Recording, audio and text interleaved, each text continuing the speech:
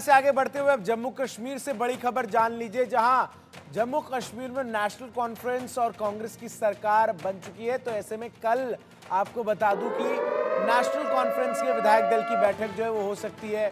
सरकार बनाने को लेकर इसमें चर्चा जो है की जा सकती है। आपको बता दूं कि जो चुनाव परिणाम सामने आया है इसमें नेशनल कॉन्फ्रेंस और कांग्रेस को बहुमत जो है वो मिला है और उसके बाद नेशनल कॉन्फ्रेंस की बैठक जो है वो बुलाई जाएगी और इसमें विधायक दल के नेता का जो है वो चुनाव होना है। और साफ तौर पर ऐलान किया जा चुका है कि उमर अब्दुल्ला ही जो है वो अगले मुख्यमंत्री होंगे। फारूक अब्दुल्ला ने कल इस बात को स्पष्ट तौर से जम्मू कश्मीर की जनता के सामने जो है वो रखा। साथ ही साथ आपको बताऊं कि जम्मू कश्मीर में जिस तरीके से कार्यकर्ताओं में नेशनल कॉन्फ्रेंस के जश्न नजर आया, हालांकि जम्मू संभाग की सीटें बीजेपी जीतने में कामयाब तो हुई, लेकिन आपको बताऊं कि जो कश्मीर है वहां पर बीजेपी का प्रदर्शन उस लिहाज से जो है उपयुक्त नहीं रहा। जहां कांग्रेस और नेशनल कॉन्फ्रेंस के गठबंधन को 49 सीटें मिली, तो वहीं बीजेपी को 29, पीडीपी को 3 और अन्य के खातों में मात्र आपको बता दूं 9 सीटें जो हैं वो गई हैं। पीडीपी का प्रदर्शन 3 सीटों पर सिमट कर रह गया। इसके अलावा अल्ताफ बुखारी और जिस तरीके से राशिद इंजीनियर की पार्टी को लेकर चर्चाएं थी वो सब जो है बेमानी सी नजर आई, क्योंकि लगातार जिस तरीके से उमर अब्दुल्ला और फारूक अब्दुल्ला ने कैंपेन किया उसको वहां जम्मू कश्मीर की जनता ने पसंद किया। तो जम्मू में लगातार जिस तरीके से विधानसभा चुनाव के परिणाम आते हुए नजर आए, उसके बाद बड़ी संख्या में नेशनल कॉन्फ्रेंस के तमाम कार्यकर्ता जो हैं वो सड़कों पर उतरे, आतिशबाजी हुई। उमर अब्दुल्ला की तरफ से कहा गया है कि केंद्र सरकार के साथ हम संबंध जो है वो बेहतरीन रखने की कोशिश करेंगे। जम्मू में भी मोदी का मैजिक जोर शोर से चला। वहीं 10 साल बाद हुए चुनाव में आपको बता दूं कि ना ही कहीं कोई खून खराबा हुआ और ना ही कहीं कोई बवाल हुआ और शांतिपूर्वक तरीके से चुनाव जो है वो संपन्न हुए। चूंकि घाटी में बीजेपी का वैसा राजनीतिक प्रभाव नहीं है, इसलिए नेशनल कॉन्फ्रेंस को ज्यादा सीटें कश्मीर में मिली। लेकिन जम्मू कश्मीर विधानसभा चुनावों में बम्पर वोटिंग बताता है कि लोगों की आस्था भारत के लोकतंत्र में कितनी गहरी है। नसरल्ला की मौत के बाद चुनाव प्रचार रोकने वाली महबूबा मुफ्ती की पार्टी पीडीपी बुरी तरह से हार गई। 3 सीटें जीत पाई और यहां तक कि महबूबा मुफ्ती की बेटी इल्तिजा मुफ्ती तक खुद चुनाव हार गई। बीजेपी ने 29 सीटों पर जीत दर्ज की है। तो वहीं कांग्रेस की तुलना करें तो बीजेपी 29 सीटें जीत चुकी है और कांग्रेस के खाते में केवल 6 सीटों पर जीत जो है वो आई। लेकिन नेशनल कॉन्फ्रेंस के साथ उसका गठबंधन करने का जो स्ट्रैटेजी है वो काम में आ गया और कांग्रेस सरकार में नजर आएगी और दोनों पार्टी मिलकर स्पष्ट बहुमत वाली गठबंधन की सरकार बनाती दिख रही है। जम्मू में एक से बढ़कर एक मोदी के विकास कार्यों पर जनता ने भरोसा जताया है और बीजेपी का प्रदर्शन पहले के मुकाबले ऐतिहासिक बना दिया है। जम्मू कश्मीर में एक तरह से अलगाववाद, आतंकवाद के ख्याल वाले लोगों पर जनता ने करारा प्रहार किया है और यहाँ लोकतंत्र की जीत हुई है। कई बड़े नाम जो हैं वो जीत दर्ज जम्मू कश्मीर में कर नहीं पाए और इसके लिहाज से आपको बता दूं कि जो परिणाम है वो साफ तौर पर सामने आ चुके हैं, जिसमें नेशनल कॉन्फ्रेंस और कांग्रेस की सरकार बनती हुई नजर आ रही है। अजय जांडियाल का मैं रुख करता हूं, हमारे सहयोगी जम्मू से तमाम अपडेट्स के साथ जुड़ रहे हैं। अजय जांडियाल, परिणाम सामने आने के बाद नेशनल कॉन्फ्रेंस का खेमा कितना उत्साहित है ये तो नजर आया, अब जरा अंदरूनी खबर बताइए। ये तो ऐलान हो चुका है कि मुख्यमंत्री उमर अब्दुल्ला ही बनेंगे, मंत्रिपरिषद में कौन कौन होगा और कांग्रेस की क्या भूमिका होगी? क्या हरियाणा में जैसा कांग्रेस का प्रदर्शन रहा है और जम्मू कश्मीर में भी जितनी सीटों पर कांग्रेस लड़ी और जितने पर जीत मिली, उसके बाद कांग्रेस वाकई किसी भी तरीके की उस पोजीशन में आपको नजर आ रही है इस अलायंस में जिसमें वो ज्यादा कुछ मांग सके नेशनल कॉन्फ्रेंस से? देखिए, जिस तरीके का कांग्रेस का प्रदर्शन है वो साफ बताता है कि नेशनल कॉन्फ्रेंस और कांग्रेस की अलायंस में सिर्फ जो गठबंधन की कंपल्शंस होती हैं उसी कारण नेशनल कॉन्फ्रेंस जो है वो कांग्रेस के साथ अपना सीट साझा या ये कहेंगे कि जो मिनिस्ट्रियल वर्थ है वो साझा करेगी। अदरवाइज कांग्रेस की तरफ से वैसा प्रदर्शन नहीं हुआ कि कांग्रेस को बहुत ज्यादा कुछ मिल सके, क्योंकि सिर्फ 6 सीटें। और सबसे बड़ी बात कि जम्मू की अगर बात करें, जम्मू कश्मीर की अगर बात करें, तो तमाम दिग्गज जो जम्मू में कांग्रेस के लड़ रहे थे वो हार गए। आप सोचिए कि 2 वर्किंग प्रेसिडेंट, जिनमें एक पूर्व उप मुख्यमंत्री रह चुके हैं ताराचंद, रमन भल्ला जो कि पूर्व मंत्री रह चुके हैं, उनको विकास पुरुष के नाम से एक बार जो है वो नाम दिया गया था जब वो मंत्री हुआ करते थे, वो अपनी सीट हार गए। इसके अलावा आप देखें तो बड़े बड़े दिग्गज जो हैं कांग्रेस के, इस बार जो है वो चुनावों में धूल चाटते दिखे, और अपने आप में ये बताता है। योगेश साहनी जो जम्मू ईस्ट से चुनाव लड़ रहे थे, पूर्व मंत्री हैं, वो हार गए। कई ऐसे नेता जो दिल्ली में जो केंद्र की जो राजनीति है कांग्रेस की, उसमें शामिल थे, जिसमें नीरज कुंदन का नाम है, युवा नेता हैं, वो हार गए।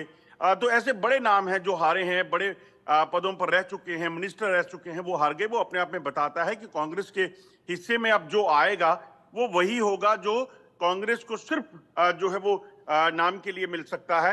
अब क्योंकि टोटल यूटी में जो कैबिनेट होगी उसमें 9 मंत्री और 1 मुख्यमंत्री जो है बनने हैं। ऐसे में बहुत ज्यादा चीजें जो है वो नहीं कर पाएंगे दोनों मिलकर भी, क्योंकि नेशनल कॉन्फ्रेंस के पास जो नंबर है 42 सीटें उनके अपने बलबूते पर आई हैं, और इनमें 5 जो इंडिपेंडेंट जीते हैं 7, उनमें से 5 वो हैं जो नेशनल कॉन्फ्रेंस के नेता थे, मगर कांग्रेस के साथ अलायंस के कारण उन जगहों पर उनको वो टिकट नहीं मिले और उन्होंने इंडिपेंडेंटली चुनाव लड़ा, मगर उन्होंने नेशनल कॉन्फ्रेंस से इस्तीफा नहीं दिया था चंदन। तो ऐसे में वो 5 सीटें जो हैं वो सीधी नेशनल कॉन्फ्रेंस के खाते में जाएंगी।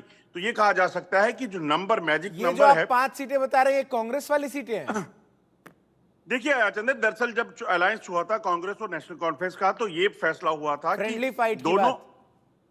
जी, ये दोनों जो हैं ये ऐसी सीटें थी जहां पर कांग्रेस के हिस्से की सीटें थी। ऐसे में मैंडेट जो हैं वो कांग्रेस के नेताओं को मिले और नेशनल कॉन्फ्रेंस के नेताओं के नाम ड्रॉप हुए, और इसीलिए उन्होंने खुद उन इलाकों में इंडिपेंडेंटली चुनाव लड़ा और उसके बाद उन्होंने आज जीत हासिल की है। और इसीलिए 42 और 5 उसको अगर शामिल करेंगे तो वो 47 हो जाता है। तो हालांकि जब तक वो उनकी वापसी नहीं होती है या ये कहेंगे कि औपचारिक घोषणा नहीं होती, तब तक ऐसा नहीं कहा जा सकता, मगर वो नेशनल कॉन्फ्रेंस के ही कैंडिडेट थे, वो जीते हैं। दूसरी तरफ अब आपको बताऊं, 9 मंत्री जो बनने हैं उसमें नेशनल कॉन्फ्रेंस की तरफ से, उमर अब्दुल्ला की तरफ से कल कहा गया कि जम्मू खित्ते में, यानी कि जो हिंदू बहुल इलाका है, जम्मू के जो डिस्ट्रिक्ट्स हैं, उनमें नेशनल कॉन्फ्रेंस नहीं जीती, कांग्रेस नहीं जीती। ऐसे में उन्हें यहां पर भी कहीं ना कहीं जस्टिस करने के लिए अजय जांडियाल, क्या कह रहे हैं आपके सूत्र? 9 मंत्रियों में कौन कौन शामिल हो सकते हैं?